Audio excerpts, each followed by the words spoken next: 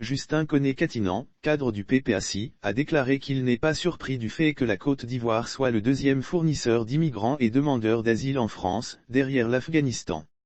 C'était samedi dernier lors de la finale du tournoi de Maracana baptisé Tournoi de la Fraternité doté du trophée Justin Katinan-Koné, organisé au stade de la Carita à Port-Bouët. Parrain du dit tournoi, le porte-parole du PPACI a dit sa joie d'avoir passé la journée en compagnie des jeunes de Port-Bouët avant d'évaluer l'ampleur de leurs attentes.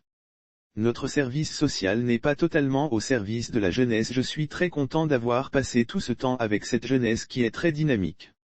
J'observe qu'elle a d'énormes besoins en termes d'encadrement, en termes de prise en main. Nous nous rendons compte que notre politique sociale n'est pas totalement au service de la jeunesse. Pourtant, l'ampleur de la tâche est énorme tant au niveau communal qu'au niveau national. Oui, il faut accompagner cette jeunesse qui a besoin de repères et d'espérance.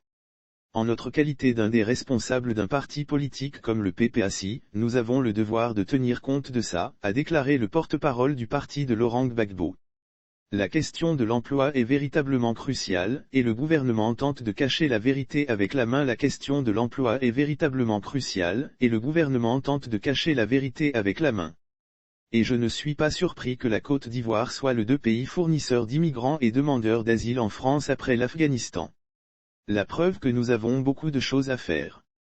Je suis militant PPACI de Port-Bouët et je réfléchis déjà au niveau communal à ce qu'il faut faire pour les accompagner.